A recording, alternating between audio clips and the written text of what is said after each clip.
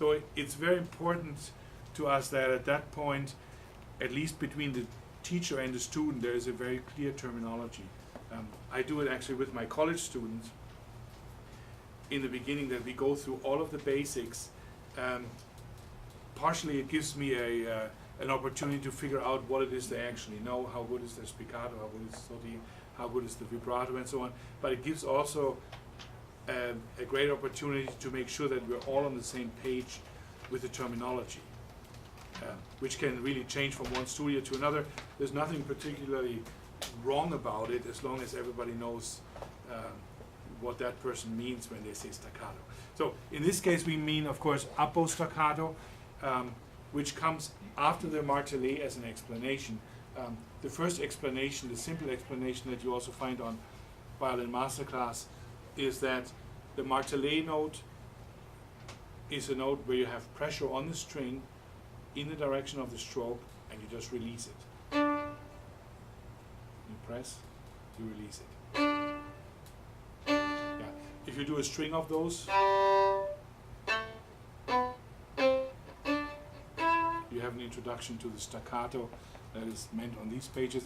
On violinmasterclass.com, the second explanation for the martelé requires that, and this goes beyond the beginner method, it requires that the students are familiar with the collet motion, which is the finger stroke motion. That's, let's call it the pizzicato with the bow, which is actually a phrase from the Galamian book. I read all these books very carefully before I made the website. I was making sure that I understood the terminology really correctly between the Galamian book and the Flesch art of violin playing is a pretty comprehensive descriptions of these strokes. I did talk actually to Dorothy DeLay about, before I made violinmasterclass.com, about these books and about the possible need for a new edition, because Galamian's book at that point was about 40 years old, the Flesch book was about 80 years old, and by thinking about it and looking at the new media, I felt that anytime you try to explain physical process of how to do a specific motion on the violin, you end up with half a page of difficult to read prose, no matter how well you write. It's really difficult to understand, and it's especially difficult to understand for parents who are not musicians.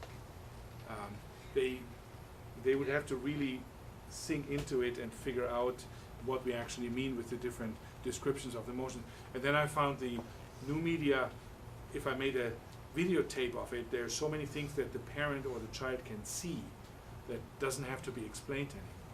So I wrote, in my own words, explanations for it, and then I looked at the video after it was produced, and in terms of the necessary text, I could cut out almost 80% because you could actually see it. So that was a great advantage of the new media, and that prompted me to go into this violinmasterclass.com.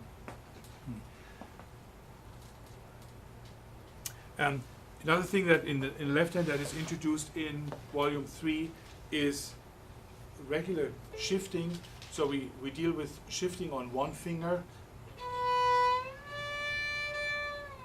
Yeah, there also again the reference to violinmasterclass.com, where it's explained in detail that what we call the lift, shift and drop technique, that we lift the pressure, then we shift until we hear the right note, and then we drop it. I do it with my students, and I love teaching beginners. Don't do it a whole lot because what I call my day job has to do with teaching college students. But it's even for the college students, I come back to it all the time, that they have to train their hands to release pressure long before they shift, and then they listen to it. Yeah. And we play this game. It's great fun with little kids. That I play, I let go, I shift, and they have to tell me when I reach the note. I say down, and then I press it down. And then we reverse the game, and they have to shift slowly. But it's one way of teaching them to shift so slowly that they can actually hear when they arrive at the next note, and then press it down. And once they can learn that they have control of the shift by listening to when they reach the pitch, and they, of course, our brain can speed that up tremendously eventually. But this constant listening, if they can get used to that in the very beginning, rather than think, okay, the third position is when my wrist almost touches the violin, rather than listening to the actual pitch. Yeah. At the end of volume 4, then when shifting has been explained, both in terms of shifting on one finger and shifting with intermediate notes, both from a lower finger to a higher finger, which is this, and from a higher finger to a lower finger, which is this exchange. So from 2 to 1. Yeah. When this has been explained, then the children can actually play scales in 3 octaves. Yeah. One exercise for shifting that we put into the 4th volume is